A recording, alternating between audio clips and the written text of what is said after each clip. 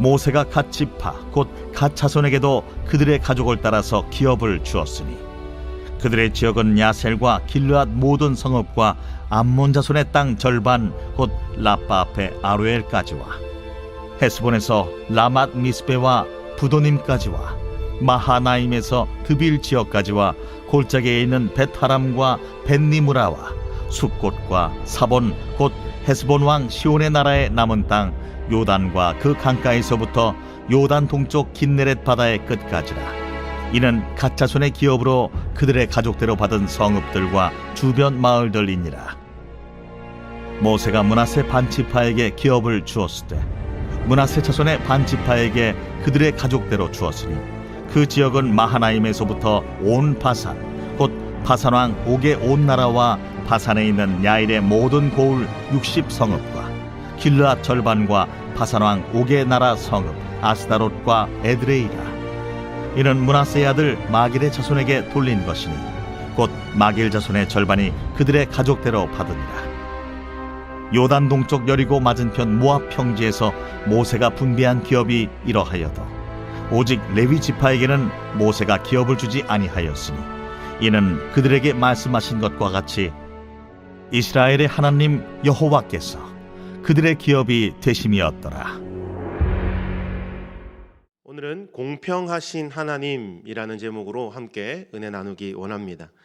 오늘 본문은 어제에 이어서 갓 지파, 므낫세 반지파, 그리고 레위 지파가 기업을 받는 내용이 기록되어 있습니다. 사실 이 부분은 이전 여호수아가 땅을 정복해 나가는 전쟁 이야기에 비해서 그렇게 흥미롭거나 재미있는 박진감 넘치는 부분은 아닙니다. 아마도 큐티가 익숙치 않으신 분들에게는 지금부터의 본문이 한 차례 위기로 다가오게 될 것입니다. 왜냐하면 눈으로 읽기도 힘든데 입으로 발음하기는 더 힘든 사람들의 이름, 족속들의 이름, 지명의 이름이 셀 수 없이 많이 등장하기 때문입니다. 게다가 여호수아의 흐름과 문맥상으로 살펴보았을 때 지파별 기업 분배 내용이 기록된 13장부터 21장까지 총 8장의 내용은 이 여호수아에서 뺀다 하더라도 빼고 읽는다 하더라도 크게 어색하거나 이상하게 느껴지지도 않습니다. 그런데 여호수아서 저자는 왜 이 복잡하고 어려운 내용을 8장이라는 긴 분량을 할애하면서 기록했을까요? 겉으로 보기에는 지루하고 재미없고 어려워 보이는 땅 분배 이야기인데 이스라엘에게는 굉장히 중요한 내용입니다. 뿐만 아니라 오늘날 우리에게도 하나님께서 주시고자 하시는 분명한 메시지 그리고 교훈이 있는 줄 알고 이 말씀을 함께 살펴보도록 하겠습니다. 여러분, 이스라엘에게 있어서 이 땅은 그냥 단순히 그들이 살아가는 거처, 그냥 밭을 일구고 또 가축들을 키울 수 있는 그런 일반적인 땅이 아닙니다. 이것은 바로 500여 년 전 하나님께서 아브라함과 약속하셨던 언약의 땅입니다. 여호수아서 저자는 의도적으로 이 부분을 상세하게 기록하여서 하나님께서 말씀하신 약속이 철저하게 이루어졌음을 지금 증명해 보이는 부분이라고 볼 수 있습니다. 주 안에 사랑하는 여러분, 하나님의 입에서 나온 모든 말씀은 세월이 가고 세대가 바뀌어도 반드시 이루어진다는 사실을 믿으시기를 바랍니다. 오늘 본문에는 모세가 갓 지파와 므낫세 반지파에게 허락한 땅들에 대하여 기록되어 있습니다. 그리고 기업을 분배받지 못한 레위 지파에 대해서도 언급을 하고 있는데 이 레위 지파를 제외한 나머지 지파들에게 땅을 분배하는 기록을 살펴보시면 모든 지파의 땅 분배 이야기를 할 때 구조적인 공통점 2가지를 찾아볼 수 있습니다. 어제 르우벤 자손의 기업을 소개하는 부분부터 한번 보실까요? 제가 한번 빠르게 읽겠습니다. 여러분 눈으로 한번 따라와 보시길 바랍니다. 15절 말씀 제가 한번 다시 읽습니다. 모세가 르우벤 자손의 지파에게 그들의 가족을 따라서 기업을 주었으니. 24절입니다. 모세가 갓 지파 곧 갓 자손에게도 그들의 가족을 따라서 기업을 주었으니. 29절입니다. 모세가 므낫세 반지파에게 기업을 주었으되 므낫세 자손의 반지파에게 그들의 가족대로 주었으니. 여러분 찾으셨습니까? 첫 번째 공통적으로 반복되는 부분이 무엇입니까? 첫 시작이 모세가라고 시작됩니다. 모세가 주었다고 하는 표현을 지금 밝히고 있습니다. 이것은 실제적으로 그냥 단어적으로 이 문자적으로 그대로 해석해서 모세가 이스라엘 지파들을 다 모아놓고 한 지파마다 너희는 이 땅, 너희는 이 땅 그러면서 각각 나누어 주었다는 뜻이 아니라 하나님께서 모세에게 약속하셨던 그 약속의 말씀대로 이 지파별 땅 분배가 이루어졌다라는 것을 말씀하고 있는 것입니다. 또 하나의 공통점 여러분 찾으셨습니까?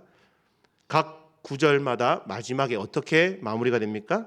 그들의 가족을 따라서 기업을 주었으니라는 부분입니다. 이 표현은 각 지파별로 분배된 땅을 받았다는 것을 설명할 때 한 번 더 사용됩니다.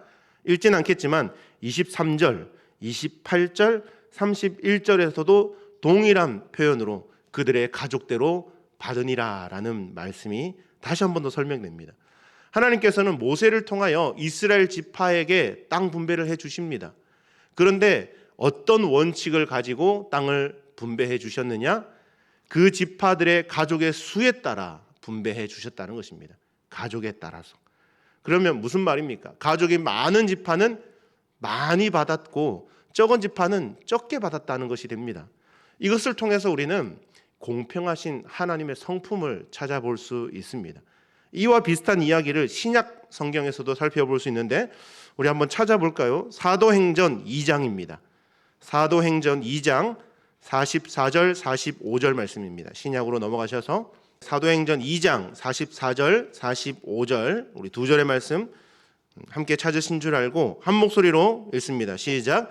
믿는 사람이 다 함께 있어 모든 물건을 서로 통용하고 또 재산과 소유를 팔아 각 사람의 필요를 따라 나눠주며. 성령으로 충만했던 초대 교회에 나타난 모습은 물건을 자기 것이라고 주장하지 않고 서로 통용합니다. 자신의 재산과 소유를 팔아서 공동체 생활을 하게 되죠. 그런데 그때의 분배의 기준이 어떻다고 합니까? 각 사람의 필요를 따라. 예를 들어서 전체 소유가 10만 원이라고 생각해 봅시다. 인원이 10명이라면 1인당 그냥 n분의 1 해서 만 원씩 나눠 주었다는 의미가 아니라 더 많이 필요한 사람에게는 더 많은 분량을 주고 적게 필요한 사람에게는 적게 주었다는 이야기가 되는 것이죠. 지금 땅 분배하는 것과 초대 교회의 모습에서 찾아볼 수 있는 공통점이 무엇입니까? 바로 공평하신 하나님의 속성이라는 것을 알 수 있습니다. 주 안에 사랑하는 여러분, 우리 하나님은 공평하신 하나님이신 줄 믿습니다. 그 공평하신 하나님께서는 누구보다 저와 여러분의 필요를 잘 아시기 때문에 우리에게 무엇이 필요하든지 필요 적절하게 채워주시는 공평하신 하나님이십니다. 그런데 그 공평하신 하나님을 믿는다면 절대로 해서는 안 될 것이 하나 있습니다. 무엇이냐? 바로 비교라는 것입니다. 다른 사람의 것과 내 것을 비교하는 것, 이것은 하나님, 공평하신 하나님을 불신하는 것과 같은 것입니다. 옛 속담에 이런 속담이 있죠. 남의 떡이 더 커 보인다. 어떤 분이 이런 얘기하는 것을 들었습니다. 우리 한국 사람들은 배가 고픈 것은 참는데 배가 아픈 것은 못 참는다라는 표현이 있습니다. 여러분 어떻습니까? 우리 중에는 이런 분들이 없기를 바랍니다. 좋으신 우리 하나님이 이스라엘 각 자손별로 그 지파의 필요에 따라 알맞게 적절하게 나누어 주셨던 것처럼 오늘날 우리의 모든 필요 또한 아시기 때문에 하나님의 때에 하나님의 방법으로 우리에게 필요한 것으로 적절히 채워주실 줄 믿습니다. 그러하기 때문에 다른 사람이 받은 것, 다른 사람에게 있는데 나에게는 없는 것, 이런 것들을 서로 재어보며 가진 것, 나에게 없는 것을 가지고 비교할 필요가 없습니다. 지금 나에게 허락하신 것이 하나님께서 나에게 주신 가장 베스트다, 가장 선하고 좋은 것이라는 것을 인정하고 날마다 감사의 고백을 올려드리는 저와 여러분 되기를 소망합니다. 근데 여러분 조금 아이러니한 부분이 있습니다. 오늘 본문으로 다시 돌아와서 여호수아로 돌아와서 오늘 읽은 마지막 33절 상반절 말씀을 함께 읽어볼까요? 33절 함께 읽습니다. 시작. 오직 레위 지파에게는 모세가 기업을 주지 아니하였으니. 네, 여기까지 읽습니다. 여러분 이상하지 않습니까? 방금까지 갓 지파 므낫세 반 지파에게 땅을 분배할 때 하나님께서 공평하게 그들의 가족 수대로 나누어 주셨는데 레위 지파에게는 그들이 거주할 땅을 주시지 않습니다. 그리고 다른 지파들과 구분되는 또 한 가지 차이점은 레위 지파는 같이 모여서 공동체 생활을 할 수가 없습니다. 나머지 지파들에게 뿔뿔이 흩어져서 그 지파에게 들어가서 살아야 된다는 다른 점이 있습니다. 여러분 레위 지파 입장에서 한번 생각해 볼 때에 불공평하다고 생각하지 않겠습니까? 땅을 못 받은 것도 서러운데 같이 모여서 이때 당시 시족 사회인데 같이 모여서 공동체 생활을 할 수도 없습니다. 뿔뿔이 흩어져서 각 지파별로 흩어져 살아야 됩니다. 하나님, 우리 지파에게 너무하신 것 아닙니까? 그러면서 따질 수도 있지만 레위 지파는 하나님의 이 말씀과 명령에 온전히 순종하고 따르게 됩니다. 몇 장 뒤에 가서 살펴보게 되겠지만 여호수아 18장 7절 말씀해 보시면 이렇게 말씀하죠.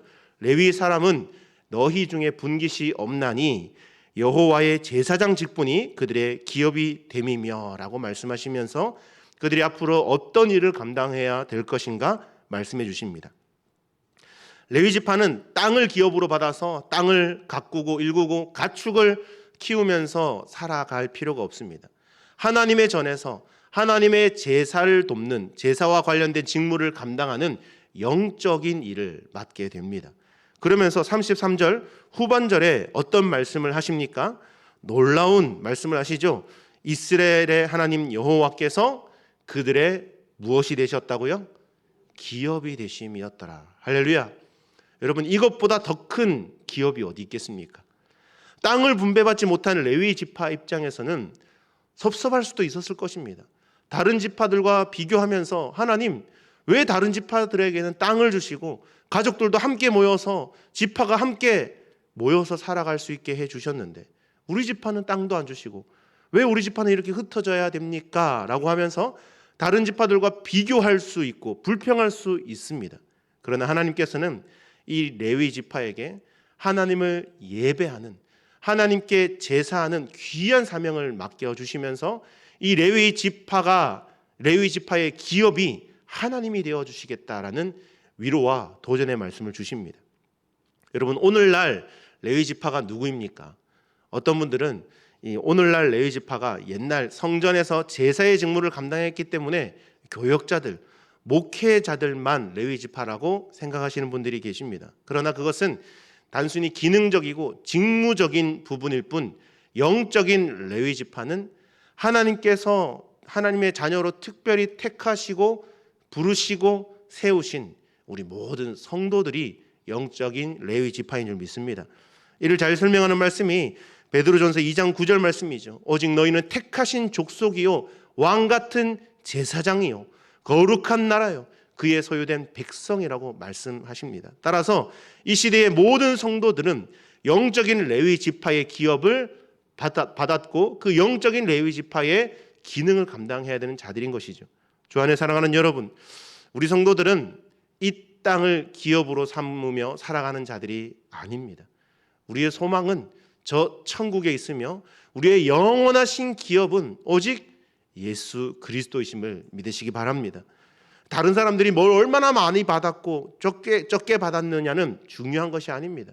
아무 보잘것없는 나를 위하여 하늘의 높은 보좌를 버리시고 낮고 천한 모습으로 이 땅 가운데 찾아오셔서 우리의 소망이 되신 그 주님이 나의 기업이 되어 주신다는 사실, 그 사실로 인하여 우리는 날마다 기뻐하고 감사하고 만족함으로 살아가는 저와 여러분이 될 수 있기를, 그리고 오늘 한 날이 될 수 있기를 주님의 이름으로 간절히 소망합니다.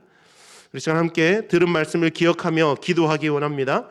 각 지파별로 그리고 가족대로 필요한 만큼 땅을 분배하신 공평하신 하나님은 오늘날 우리의 모든 부족함을 누구보다도 잘 아시고 필요에 따라 채워주십니다. 따라서 다른 사람에게 주신 것들을 부러워하면서 비교하기보다 나에게 주신 것들에 감사하고 자족할 수 있게 해달라고 기도합시다. 또 하나님께서 레위 지파의 기업이 되어주셨듯이 영적인 레위 지파인 우리 성도들도 영원한 기업 되시는 예수 그리스도를 바라보며 살기를 원하며 함께 주님의 이름을 한번 부르며 기도하겠습니다.